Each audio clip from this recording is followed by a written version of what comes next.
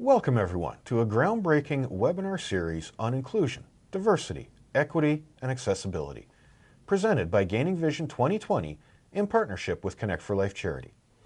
I'm Sean Pickard, and we are excited to bring you this transformative series of sessions that explore the interconnected themes of inclusion, diversity, equity, and accessibility. Our mission is to create a platform that celebrates the uniqueness of individuals, promotes equitable practices, and ensures accessibility for all. Join us as we delve into thought-provoking conversations, exchange insights, and learn from experts in the field, all with the aim of fostering a more inclusive, diverse, and accessible society. Welcome to I.D.E.A. Do you know what this means? We like to start each session by acknowledging the land in which we call home. Gaining Vision 2020 acknowledges the lands which constitute the present-day City of Mississauga as being part of the treaty and traditional territory of the Mississaugas of the Credit First Nation, the Haudenosaunee Confederacy, the Huron-Wendat and Wyandot Nations. Gaining Vision 2020 recognizes these people and their ancestors as people who inhabited the land since time immemorial. The City of Mississauga is home to many global Indigenous peoples. Gaining Vision 2020 is actively working towards reconciliation by confronting our past and our present, providing space for Indigenous peoples within their territory to recognize and uphold their treaty rights, and to support Indigenous peoples. Gaining Vision 2020 formally recognizes the Anishinaabe origins of our name and continue to make Mississauga a safe space for all Indigenous peoples. Guerdah Felix is a certified spiritual life coach and a certified spiritual self-mastery teacher with over 10 years of experience. Guerdah has learned and continues to learn different coaching modalities. Guerdah is also a distinguished Toastmaster. She has volunteered as a host to people of different ethnicities and facilitated workshops on diversity and inclusion. Guerdah has also organized several multicultural events and led conversations on unconscious bias. Here to talk to us today about diversity and inclusion, ladies and gentlemen, Guerdah Felix. Thank you, Sean. Welcome everyone to Diversity and Inclusion. Please know that this is a safe space. We want to make sure that everyone who's here, that you are taking care of yourself, because diversity and inclusion may trigger you in different ways, as it has triggered me as well. But today we are going to make sure that you have fun, that as we learn from each other and we learn what diversity and inclusion is, that we take it forward to make it a better world. Let's dive in. Are you ready? Let's get going. Okay. Diversity and inclusion. Let me start with the intention of this session. First, we want to make sure that we are authentic, curious, honest, while we come from a place of honor and respect. Here's that word again. Very important. To look at how we, human beings, can create an environment where everyone can rise to their best self, their highest expression. And third, to recognize that as we are different from each other, there is a place for everyone at the table. Does that include my cousin Donnie? Absolutely. If we have to. The objectives. We want to understand the words diversity and the word inclusion. What exactly does that mean? We want to foster a just and equitable society for people from all backgrounds. And we also want to reframe our views on diversity and inclusion to make the future work for everyone. That's a big future, Guerdah. That is a big and beautiful future. Can you see it? I'm working on it. Perfect. Let's start with the definitions. So according to the Canadian Centre for Diversity and Inclusion, because as I was doing my research, I really love what they said. Diversity is about the individual, because we all know that I am very different than you may be. And you are very different from your cousin. Donnie there. Here you go. So that's why it is important. This word diversity means that it is about the individual. It is also about the variety of unique qualities and characteristics we all possess. In other words, our multidimensionality, what makes each of us unique. There's another big word, unique. Yes. Oh, you didn't stop at multi-dimensionality? You went with unique? That one was much bigger. Perfect. Okay. Inclusion is about the collective. It is about creating a culture that strives for equity and embraces, respects, accepts, and values difference. Diversity and inclusion is about capturing the uniqueness of the individual, creating an environment that values and respects individuals for their talents, skills, and abilities to the benefit of the collective. I said a lot there, didn't I? There's a lot of big words in there, Guerdah. So tell me, what did you learn from this? Can you mirror back what I just said, Sean? Well, I felt I was being inclusive of unique versus multidimensionality. Okay.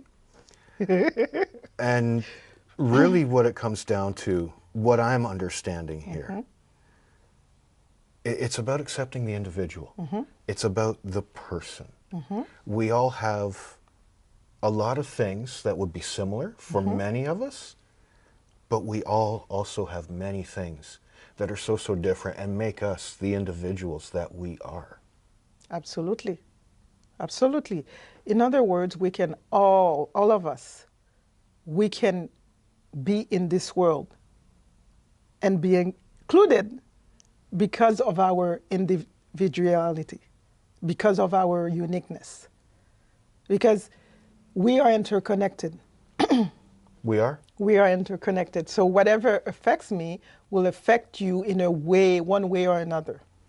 And I got to be honest with you, Guerdah, I think it would be a pretty boring world if everyone was the same. Yes. And we would create something different as well, right? We'll hope so.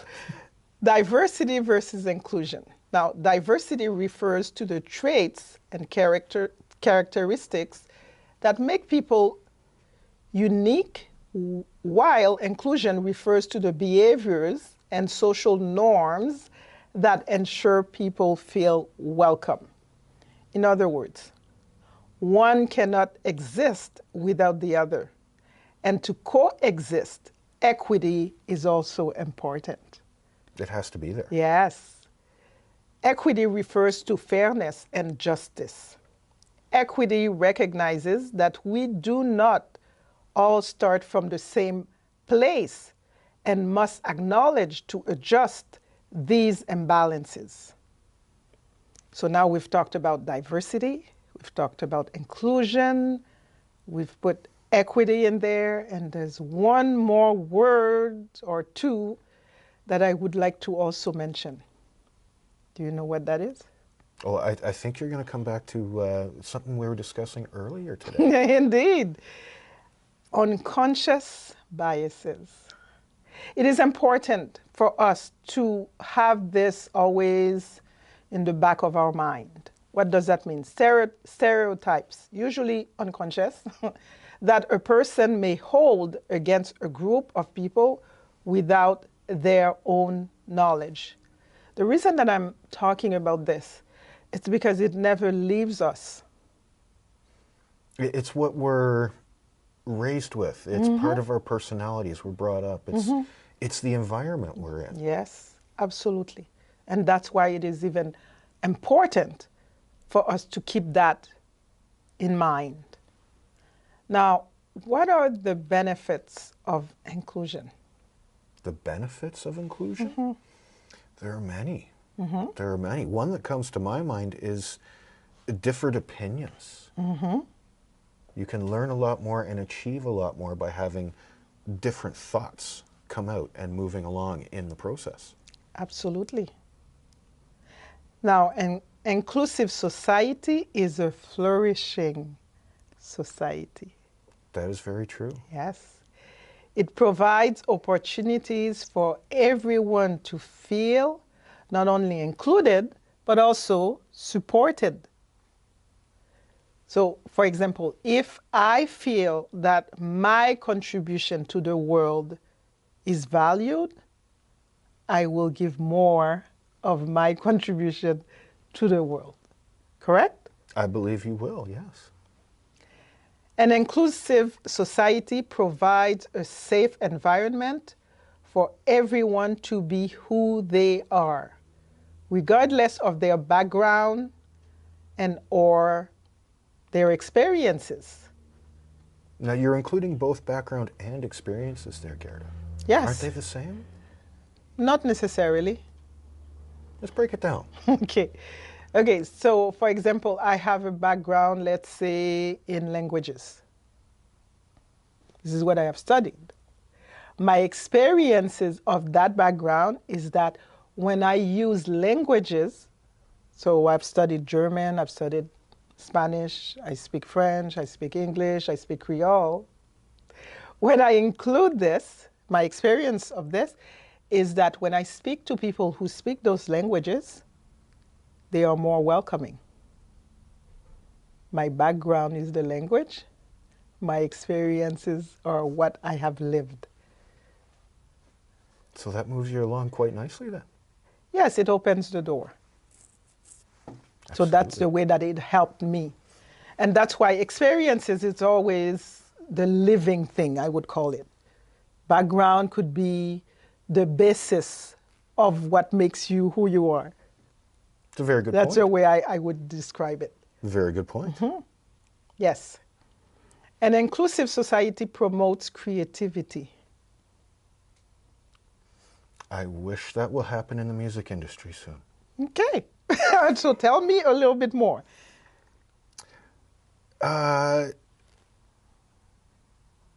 Music is something, for me, totally personal opinion here, folks, but music is something that can be very freeing to an individual. You can catch a song and have the words speak to you in such a way that it helps you through a hard time in your life. It propels you to do more. It speaks to you in whatever the fashion may be. And music has changed over the years. Dramatically over the years has it changed. And I just wish that there would be a lot more inclusive in music, because what you find is you'll talk to someone, I listen to this music, I listen to that music, and there's no listening to music when it all really came from one place. Okay. Thank you for sharing this. I like this. What I was thinking about when you said this, I thought, but the musicians now, more and more, they are collaborating with each other, right? You have, for example, Ed Sheeran, who's collaborated with the singer who sings, not a cappella, but he sings, he does opera. Both of them came together. That's two different genres of music. And so for me, I thought that made it a little bit more inclusive, don't you think? Absolutely it does. Okay. But I understand your point from what you were saying. Good point, thank you. An inclusive society allows people to feel seen, heard, and appreciated.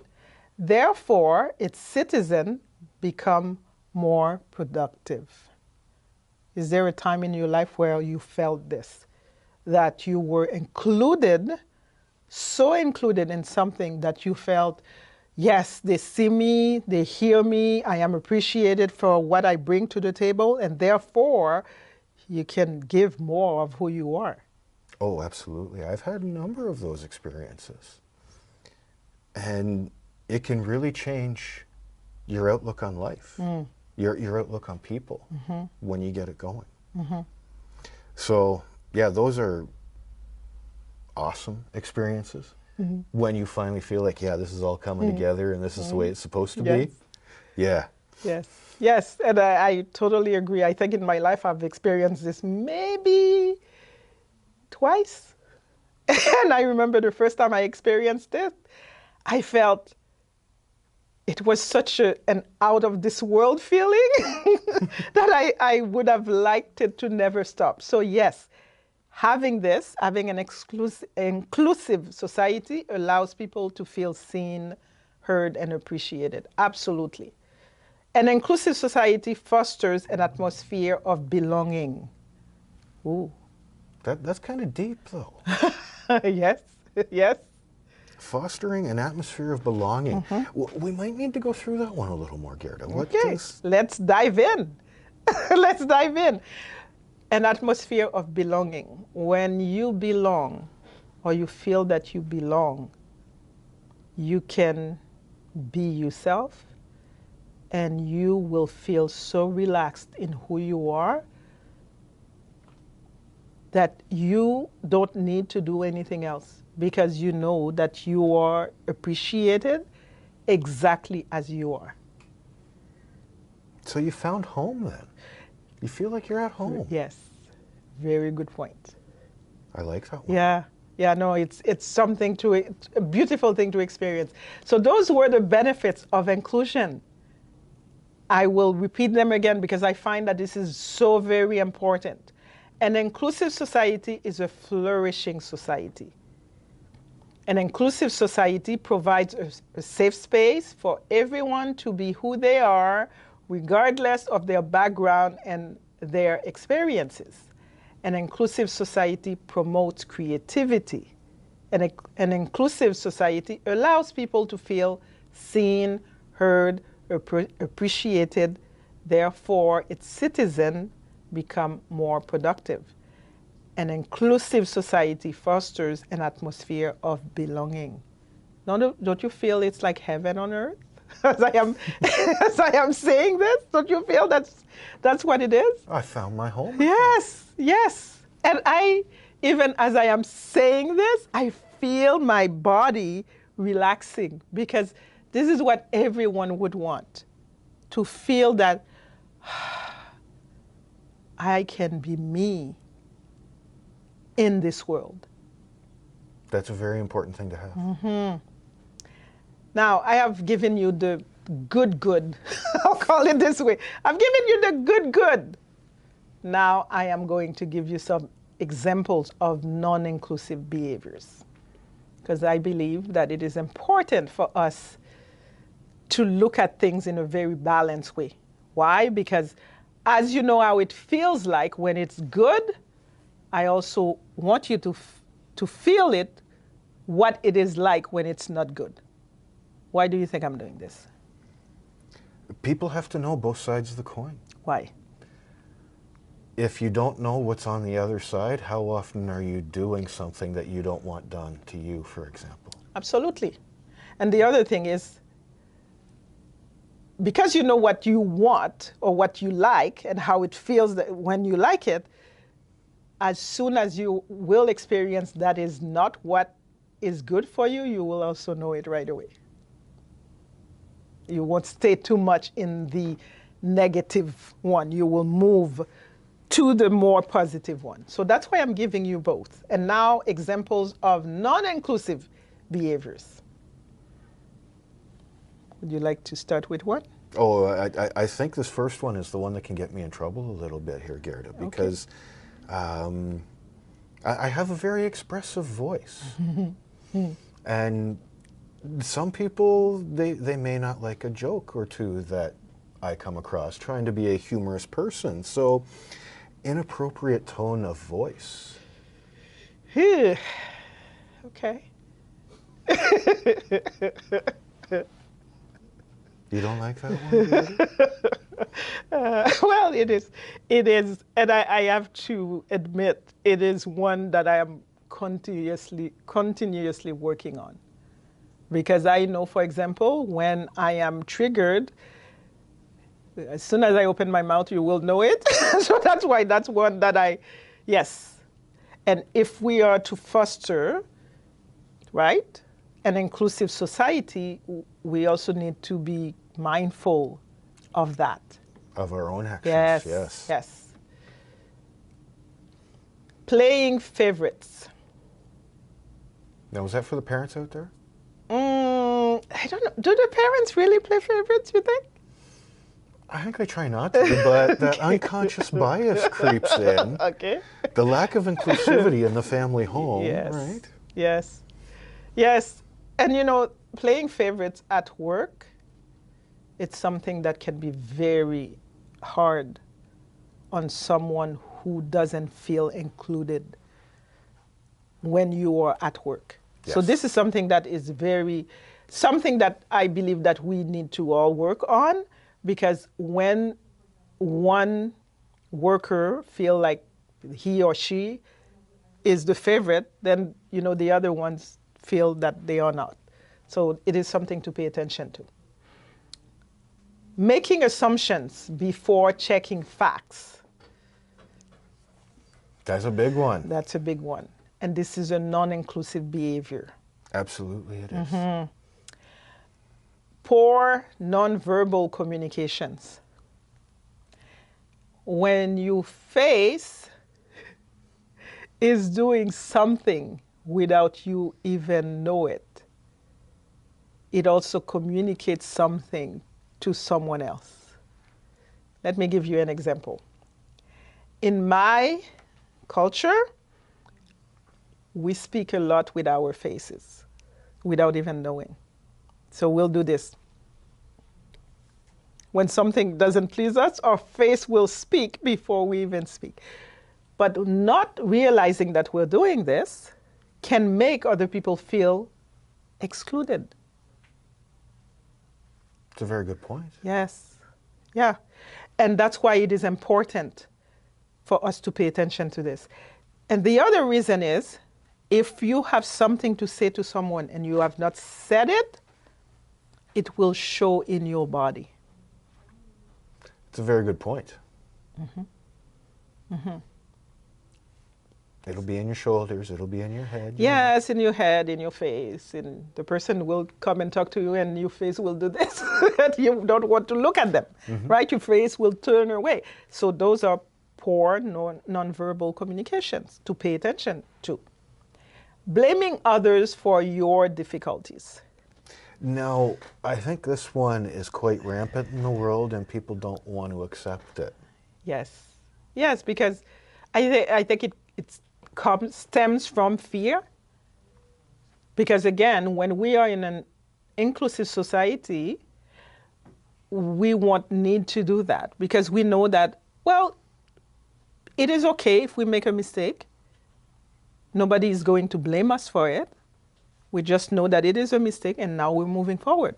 But because that's not where our society is for the moment, that's why blaming others, we tend to blame others when we've made a mistake. Now, going back to something else that we've already discussed earlier today, how much of that is ego? Yes, absolutely. Yeah. So. Yes.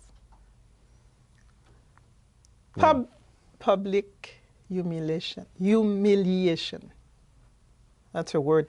I've seen this one time when I was in the mall, and I saw how, and it was a mom, and I think maybe she was tired, maybe she had enough. The way she was screaming at the little boy was, for me, it took me by surprise. And at the time, I could see how he folded into himself when that happened. So this is something to also pay attention to, especially, and the thing is, it happens to everyone because we all can have that, you know, all of this, we all can, when we are not paying attention, that can happen to us. But I think especially when people are displaying behaviors that are not what one expects, that's when we need to come to it in a way that, so when people are displaying behavior that is non-loving, that's their way of asking for more love. That's a very good point. Yes, yes. And that's why we need to pay attention to this. Taking credit for someone else's work. I can see how that would be really non-inclusive.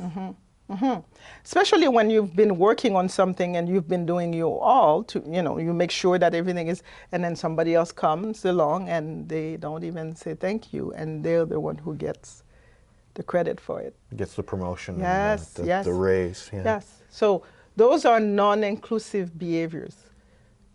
One more. One more. Yes. Can you say one more? Oh, I'm going to call gossiping Ugh. an uninclusive behavior. Yes. Yes, it is. Absolutely. Why? Well, besides the fact that it's just extremely exclusionary to be talking about someone, to put them down, to talk about what's going on in their life, to do anything about anything that doesn't involve you, you're really excluding that person as a person. Exactly. Not accepting them as an individual. Yes, yes. And it doesn't affect only the person that this is affecting. Oh, it can become a habit for the person that's doing it. Exactly. So we have many examples of non-inclusive behaviors. As we are creating this new world, because this is truly what I believe that we are doing, especially since the pandemic, it is important for us to know what is inclusive and what is not inclusive. And now we're moving on into the different types of non-inclusive language. And they come in various forms. This is going to be a big list, I think. Yes, it is a big list, and it's only to point out. It's not to judge. It's not to make anybody feel bad, because I can tell you for a fact that with the way I was brought up, there are certain things that I've said before that I would not say right now. Because, the way that I was brought up before, it was acceptable, and now it is not. And it's not only the fact that it is not acceptable, it's because now I understand that that can affect someone else in a very negative way. And for me, my practice is, I want to make sure that I am mindful of another human being. That's the best way to get through life, I think. So the non-inclusive language, we have language in regards to race. Should I give you some example? I think we probably should have some example for the people that don't know. Well, so for example, we use the term black sheep.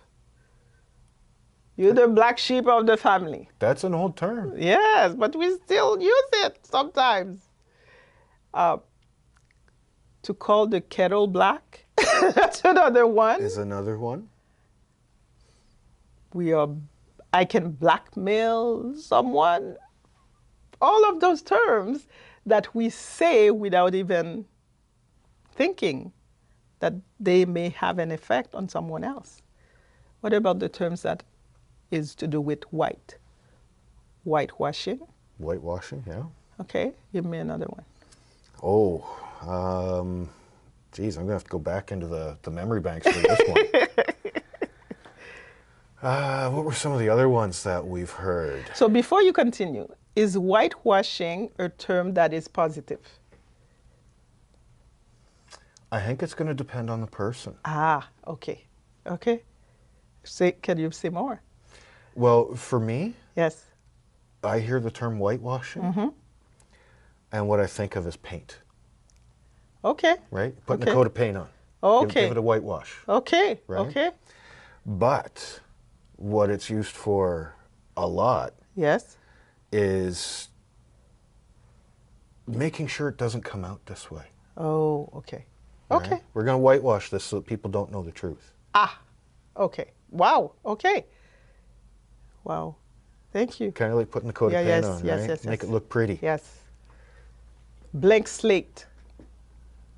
Blank slate. Feels like me half the time.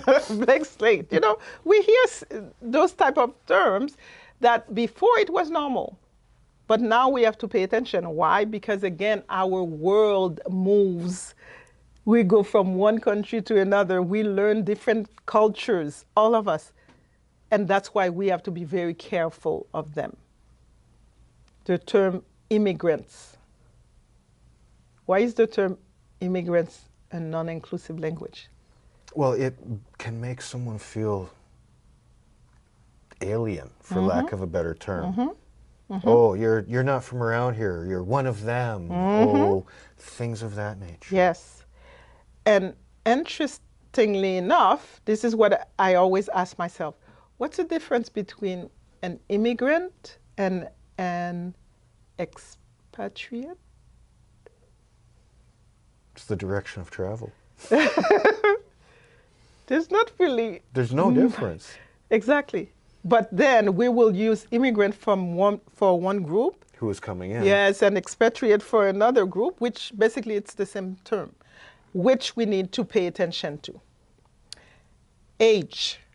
Age. Ooh, age. Non-inclusive language. Very much so. Gender. Non-inclusive language. Physical disability. Non-inclusive language. And I've seen this often. We're asking someone who might be in a wheelchair to stand up. Does that make sense to you? Non-inclusive language. Okay. Please, those are the terms that we have to be very mindful of before we say them. Yes, before we used to say it, but we have to pay attention to those type of terms. Would you like to say any more? Oh, I think we've covered the list quite well here. Yes, yes. Basically, a non-inclusive language is a language that can make someone feel inadequate. Doesn't matter which language that is, but any language that you are using that may make someone else feel inadequate, it's best not to use it. Do we agree? Oh, I would definitely agree with that one. Okay. Now we're moving on to non-inclusive behaviors. Language and how it affects everyone. So let me bring something here. You may feel at this point some triggers. It is normal because, again, we are learning this new way of living. We are learning this new way of creating this new world. Therefore, it is normal that we feel triggered. And it's something to, as we are learning, to understand it and decide we are no longer going to be the same way that we used to be before. It's not a question of you wrong, or you right. It's a question of, okay, now that we know, okay, we become conscious that those were not the best, we are no longer going to continue doing them. That's all it is. Mm-hmm. Okay? So non-inclusive behaviors, language, affect everyone. It affects the targeted person's self-esteem. I can tell you, I've been in that position, and when I was excluded, I started to question myself. And when I start to question myself, and with anybody else, whenever you start to question yourself, then you come to a place where you are unsure of who you are. And that's how deep it goes and how deep it affects us. Oh, it can cut right to the bone. Yes, yeah. So something to be mindful of. In a company, it increases the risk of more sick days Because if I, as a worker in your company, I don't feel welcome, what do you think will happen? Oh, they're going to call in sick, or you're going to deal with presenteeism, right? Yeah, exactly. Someone who Yes, shows up that yes, isn't yes, there. yes. Absolutely. Absolutely. In a social group or even at work, there will be less involvement. I will be there, as you mentioned, right? But I am not present.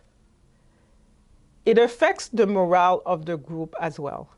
Because a group where you have those type of behaviors and language, although many people will not say anything, that doesn't mean that they agree, but the morale of your group is going to go down.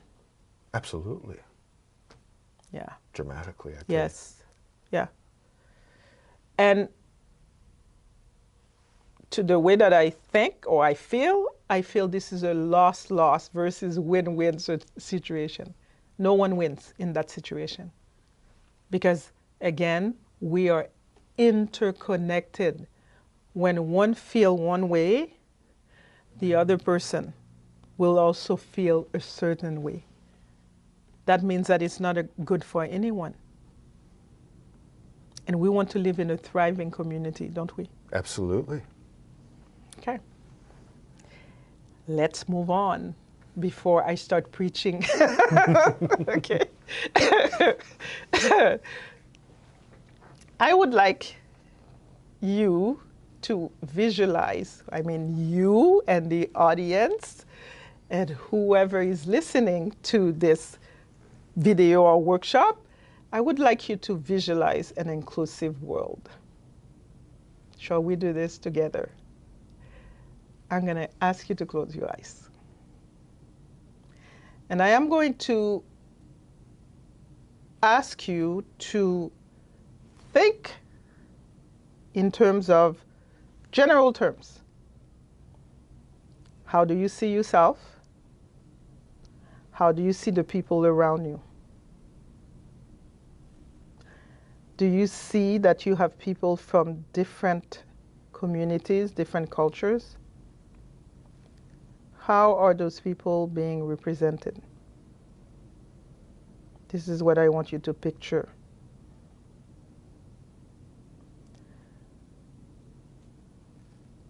Do you see those people being happy?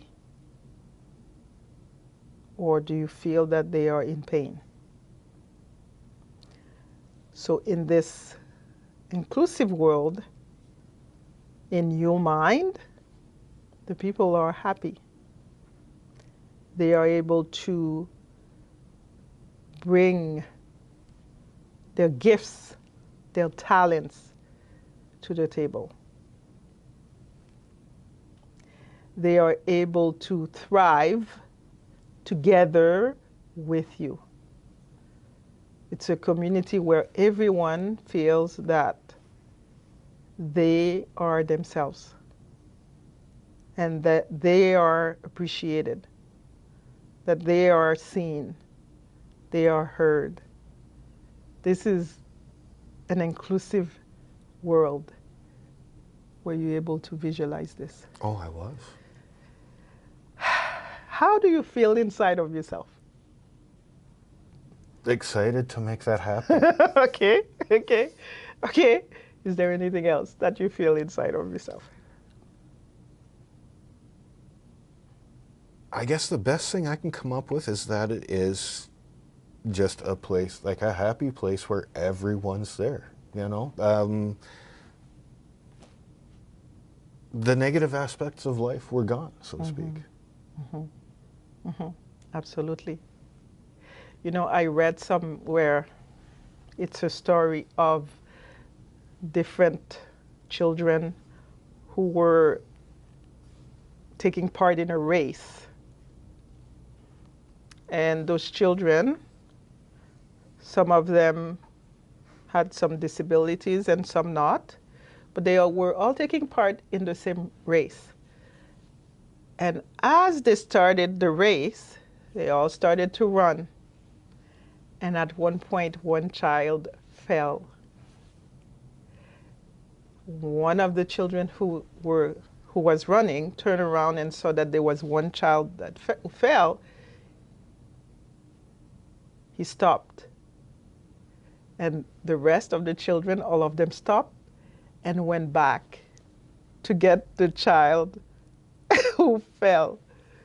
And as I was reading this, I thought, that's the world. That's the world that we want to create. That's the inclusive world that we want to create. Because we will fall from time to time. This is part of learning. You know, it's like a child when they're learning to walk. Mm-hmm.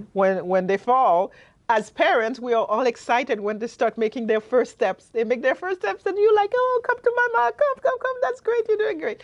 And then they fall. What do? You don't chastise them because they fall. No, you encourage them to get up and you encourage them to keep going. That's part of the inclusive world that we want to make.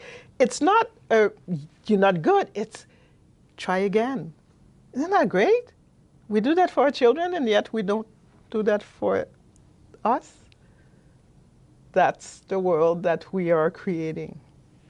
And I hope that you were able to visualize it, to see it, to feel it in your body.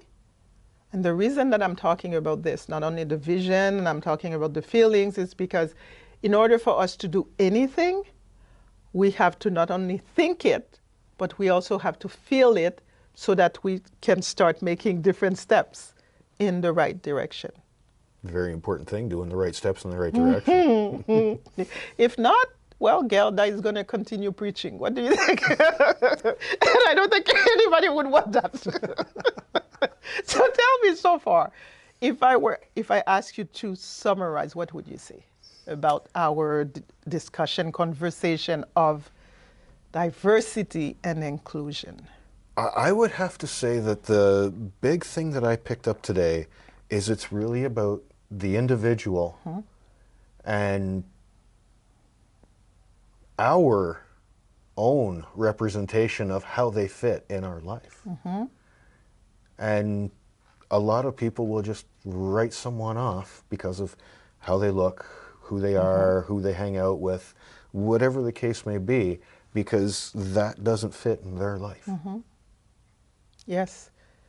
And creating an inclusive society is to make sure that, you know, we see everyone as an individual. Isn't that the case? Everyone should be accepted on the same level. Yes. And also to know, without a doubt, that they have their own gifts, talents that they can bring to the table. Isn't that what collaboration is all about? I believe so, yeah. Yes, yes. Wouldn't it be nice if everyone came to the table and worked at the same time? Yes, absolutely.